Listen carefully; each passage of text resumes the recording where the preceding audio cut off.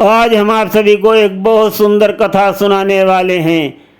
कथा में आगे बढ़ने से पहले हम बता दें, हमारा सबका मनुष्यों का जीवन जो है बहुत ही खतरों से भरा हुआ है।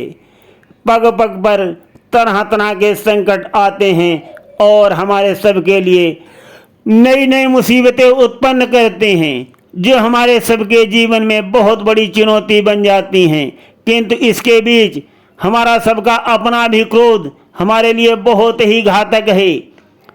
हमारा अपना ही क्रोध हमारे जीवन को बर्बाद कर रहा है। हम अपने क्रोध के आवेश में आकर के कहीं कुछ ऐसा कर बैठते हैं जो हमारे अपने लिए ही बहुत घातक हो जाता है, बहुत घातक हो जाता है और पछताने के अलावा हमारे पास कोई रास्ता नहीं रहता है।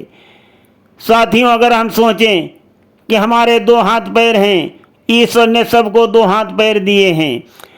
जहां हम इन दो हाथ पैरों से दो आदमियों को परास्त नहीं कर सकते क्रोध करके, वहीं हम अपने हाथ जोड़ करके लाखों पर विजय प्राप्त कर सकते हैं, लाखों पर विजय प्राप्त कर सकते हैं।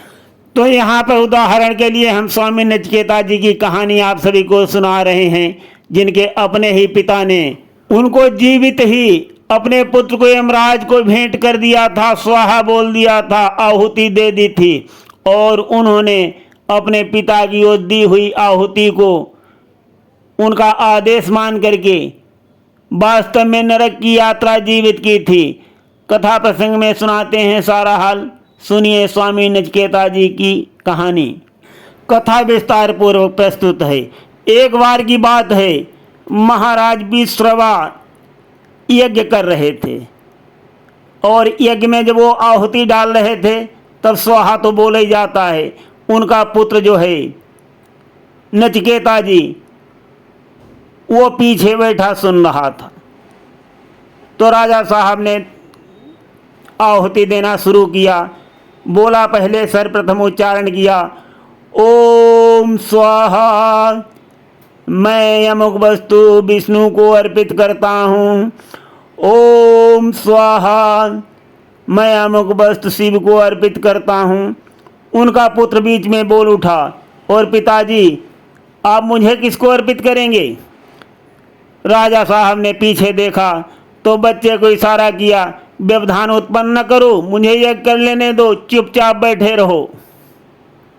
और महाराज ने फिर यज्ञ आरंभ कर दिया, आहुति देना। जैसे ही आहुति बोली, ओम स्वाहा, मैं इसे इंद्र को अर्पित करता हूँ। ओम स्वाहा, मैं इसे वायु को अर्पित करता हूँ। ओम स्वाहा, मैं इसे वरुण को अर्पित करता हूँ। नचिकेता जी चुपचाप नहीं बैठे, फिर आवाज दे दिया, अरे पिताजी, मुझको भी किसी को अर्पित कर दो।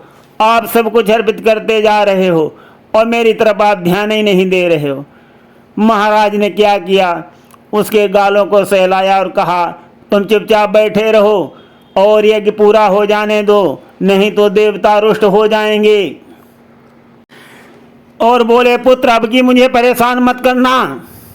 अब देखिए महाराज को जो है क्रोध आने लगा है। वो फिर यज्ञ करने लगे। बोले, ओम स्वाहा, मैं ये सूर्य को अर्पित करता हूँ। ओम स्वाहा, मैं ये चांद को अर्पित करता हूँ। नचिकेता जी फिर बोल उठे, पिताजी, अरे इतनी चीज़ें आप अर्पित कर चुके हो, मुझे भी किसी को अर्पित कर दो। पिता को क्रोध आ गया। पिता बोला, अवश्य करूँगा, मैं तुम्हें अवश्य करूँगा। और राजा ने गुस्से में नचिकेता के बाल पकड़ लिए और कहा कि मैं यम को अर्पित करता हूँ, तुम नरक में चले जाओ। देखिए साथियों, यहाँ पर क्रोध का हाल, जिसमें एक महाराज ने अपने ही पुत्र को यमराज को जीवित अर्पित कर दिया है। ऐसा है हमारा क्रोध, जो हमारे लिए बहुत घातक है। जब महाराज ने अपने ही पुत्र को क्रोध में आकर के कह दिया कि तुम नरक चले जाओ, बालक उठकर खड़ा हो गया। नचिकेता जी खड़े हो गए और बोले, यदि आपकी इच्छा है तो मैं अवश्य पालन करूँगा। अब क्या हुआ, नचिकेता जी जो हैं वो अपना सामान आमान बांधने लगे। महाराज ने देखा तो बहुत दुखी हुए। देखो कैसे हम क्रोध के बाद दुखी होते हैं। महाराज घबराने लगे और कहने लगे कि पुत्र तुम कहाँ जा रहे हो? तो बालक बोला, पिताजी आपकी आज्ञा को पालन करने के लिए जा रहे हैं। महाराज बोले, पुत्र वो तो मैंने क्रोध के आवेश में बोल दिया था, मुझे क्षमा कर दो। मैंने अनेक भावों पर विजय प्राप्त की है, किंतु क्रोध पर अभी तक मेरा बस नहीं रहा, अभी तक बस नहीं है मेरा। मेरे शब्दों को गंभीरता से मत लो। महाराज पिता की बातों को सुनकर नचिकेता जी ने कहा, पिता के द्वारा कहे गए शब्द पुत्र के लिए सब कुछ होते हैं, और जिस क्षण वो कहा गया था वे तुरंत आदेश बन चुके थे। यदि मैं उनका पालन नहीं करूंगा तो मुझे बहुत पाप लगेगा और अंत में नरक में ही जाना पड़ेगा। और मैं आपकी आज्ञा को ठुकरा करके नरक में जाऊं तो इससे बेहतर यही है कि मैं आपकी आज्ञा को पालन करके नरक में चला जाऊं। देखो पुत्र ने कितनी सुंदर बात कही। ऐसे सपूत होते हैं। पुत्र की बात को सुनकर राजा जो है असमंजस में पड़ गई।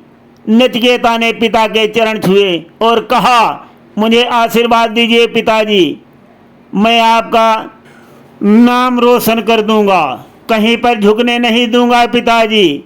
पिताजी बोले, पुत्र कोई भी जीवित प्राणी नरक में नहीं जा सकता। बालक मुस्कुराने लगा, कहने लगा, मैं जाऊंगा। राजा जो हैं नचिकेता से अनेक बार विनती की, परंतु नचिकेता अपनी बात पर अटल रहे और तुरंत पाताल लोक के 7 तल को पार करके नीचे उतर गए। उन्होंने ब्रह्मांड को देखा जो राक्षसों से भरा पड़ा था। अतल, बीतल, सुतल, तलातल, महातल, रसातल और पाताल को पार करके नचिकेता अंत में नरक के सामने पहुंच गए। जब सामने यमलोक देखा तो नचिकेता वहां का दृश्य देखकर चौंक गए। चारों तरफ शोरगुल था, पापियों की भीड़ का शोर, जिन्हें नरक के द्वार से नीचे घसीटा जा रहा था। कुछ दीवारों से चिपके हुए थे जो अंदर जाने से डर रहे थे कि मैं नहीं जाऊंगा अंदर। कुछ अपना मार्ग खोज रहे थे। बहुत पीड़ादायक भयावह दृश्य। नरक जो है वो अपने पास में उनकी आत्माओं को जकड़े था और आत्माएं छटपटा रही थी। भयानक पीड़ादायक नरक का हाल देखकर फिर भी नचिकेता जी ने अंदर प्रवेश करने की कोशिश की, लेकिन शरीर सहित नरक में प्रवेश करने से उनको रोक दिया गया। तब नचिकेता जी ने वहाँ के द्वारपालों से कहा कि मैं अपने पिता की आज्ञा का पालन कर रहा हूँ और मेरा ये दृढ़ निश्चय है, मैं सशरीर नरक में अवश्य जाऊँगा। तो द्वारपालों ने कहा, इसके लिए हमको यमराज से आदेश लेना पड़ेगा, तुम यहाँ इंतजार करो। नचिकेता जी इंतजार करते हैं। द्वारपाल जो हैं अंदर नचिकेता जी का हाल बताने जाते हैं। 3 दिन गुजर गए, 3 दिन गुजर गए और वो देखते रहे ये ब्रह्मांड का सारा पीड़ादायक हाल। चौथे दिन एक आवाज़ ने उनको संबोधित किया। तब उन्होंने मुड़कर देखा, आवाज़ आई कि तुम कौन हो? नचिकेता जी ने सामने देखा तो मृत्यु के देवता खड़े हुए थे। उन्होंने प्रणाम किया तो यमराज जी ने पूछा कि तुम यहाँ कैसे आए हो? तब उन्होंने सारी घटना बताई कि हमारे पिताजी ने मुझे आहुति के रूप में आपको भेंट कर दिया है और उनकी आज्ञा को पूरी करने के लिए मैं यहाँ चला आया हूँ। यमराज जी कहने लगे, ये तो नामुमकिन है। नचिकेता जी बोले, अब कुछ भी हो जाए मैं पिता की आज्ञा पर दृढ़ संकल्प हूँ, अटल हूँ। यमराज जी को बहुत आश्चर्य हुआ। सोचने लगे, आज पहली बार देखा है किसी संतान में पिता के लिए ऐसा प्रेम और कर्तव्य भावना की ऐसी अद्भुत निष्ठा, ऐसा विलक्षण विरोधाभास, जिसके चलते एक पवित्र आत्मा नरक में प्रवेश करने के लिए आतुर है। सोच रहे हैं खड़े हुए यमराज जी, और इधर जो है बालक को यमराज के उत्तर का इंतजार है कि यमराज क्या बालक को उत्तर देते हैं।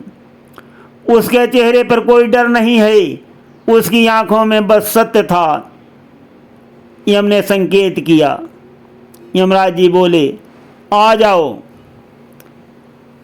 तो बालक बोला, क्या आप मुझे अंदर आने की अनुमति दे रहे हो? यमराज जी बोले, हाँ, अनुमति है। बालक बोला, नचिकेता जी, किंतु आपके उस नियम का क्या होगा जिसके अनुसार कोई जीवित प्राणी नरक में प्रवेश नहीं कर सकता है? नचिकेता जी की बातों को सुनकर यमराज जो हैं मुस्कराने लगे। बोले, संभवतः ब्रह्मांड यही चाहता है कि मैं तुम्हारे लिए नियम तोड़ दूं, जैसे मार्कंडे के लिए नियम तोड़ा गया था। बहुत खुश हो गए यमराज जी। प्रेम के विवश होकर के भगवान को कई बार नियम तोड़ते हुए देखा गया है। तो द्वार खुल गए नचिकेता जी के लिए और वो अंदर प्रवेश कर गए। नरक के बारे में उन्होंने जितनी भयानक बातें सुनी थी, वे सब अब उनकी आंखों के सामने थी। पापियों को खौलते हुए तेल में डाला जा रहा था। दांतेदार आरी से उनके अंग काटे जा रहे थे। कुछ को सूली पर चढ़ाया जा रहा था, तो कुछ को जलाया जा रहा था। कुछ को जहर दिया जा रहा था, कुछ को लटकाया जा रहा था। नरक के उपयोग के लिए हर प्राणी को उसके कर्म के अनुसार फल दिया जा रहा था। उनका मांस फटने से उनका रक्त बह रहा था, मांस जल रहा था। मर चुके थे प्राणी, वो भी मरने की विनती कर रहे थे। नचिकेता जी आंख फाड़ फाड़ के सारे पीड़ादायक दृश्य देख रहे थे। यमराज बोले कि मैं तुमसे बहुत प्रसन्न हूँ। तुमने अपने पिता की आज्ञा को पालन करने के लिए इतने कष्टों के अंदर प्रवेश किया है। मैं बहुत प्रसन्न हूँ, और तुमने 3 दिन हमारा इंतजार किया है इसके लिए। इसलिए मैं तुम्हें 3 वरदान देना चाहता हूँ। मांग लो 3 वरदान। नचिकेता जी बोले, 3 वरदान? बहुत खुशी से। यमराज जी बोले, हाँ। तुमने नियम के तहत अपना दृढ़ संकल्प नहीं छोड़ा, उद्देश्य नहीं छोड़ा, और नियम पूरा करने के लिए इतने कष्टों के अंदर समा गए। इसलिए मैंने अपना नियम तोड़ करके मैं तुमको वरदान दे रहा हूँ। मांग लो। नचिकेता जी बोले, मुझे पहला वरदान चाहिए कि मेरे पिता का कल्याण हो। यमराज ने तथास्तु कह दिया। दूसरे वरदान के लिए नचिकेता जी ने कहा कि आप मुझे स्वर्ग प्राप्त करने का मार्ग दिखाइए। मैं ये केवल अपने लिए नहीं, अपितु पृथ्वी के समस्त प्राणियों के लिए पूछ रहा हूँ। मैं वापस जब लौट कर जाऊँगा उनका मार्गदर्शन करूँगा, ताकि वे नरक की यातनाओं से बच सकें। यमराज जी ने तथास्तु बोल दिया और मुस्कराने लगे। बोले, अब अंतिम वरदान मांग लो। अंतिम वरदान? नचिकेता जी बोले, आप मेरे एक प्रश्न का उत्तर दीजिए, मृत्यु के आगे क्या है? नचिकेता जी के अंतिम वरदान में मृत्यु के देवता यमराज जो हैं वो चकित रह गए, मौन हो गए। उन्होंने पूछ दिया कि मृत्यु के आगे क्या है? यमराज जी थोड़े देर के बाद बोले, बालक, मुझसे ये मत पूछो, ये देवताओं के लिए भी रहस्य है, कुछ और मांग लो। इंद्र का सिंहासन मांग लो, पाताल का ऐश्वर्य मांग लो, स्वर्ग की अप्सराएं, तुम जिस सुख के विषय में कल्पना कर सकते हो उसे 1000 गुना बढ़ा लो, वो सब मैं तुम्हें प्रदान कर दूंगा। किंतु नचिकेता जी ये डिग रहे, ये भौतिक वस्तुएं हैं जिनका अंत हो जाता है। मैं ये जानने का उत्सुक हूं, अंत के पार क्या है? क्या हम वहां से नीचे गिर जाते हैं या हमें यात्रा फिर से आरंभ करनी होती है? इन रहस्यों को प्रकट नहीं किया जा सकता। नचिकेता जी बोले, आपने अभी अभी कहा था आपसे मैं प्रसन्न होकर के और नियमों को तोड़ा है, और ऐसे भक्तों के लिए नियमों को भी तोड़ा जा सकता है। नचिकेता जी के गूढ़ प्रश्नों से यमराज जी ने गहरी सांस ली और नचिकेता जी को आत्मज्ञान प्रदान कर दिया। और अब हम प्रसंग को यहीं पर विश्राम देते हैं, शेष भाग को आगे हम सुनाएंगे। सुनते रहिए गिरीश आध्यात्मिक ड्रीम में अत्यंत कल्याणकारी और रोचक पौराणिक कथाएं।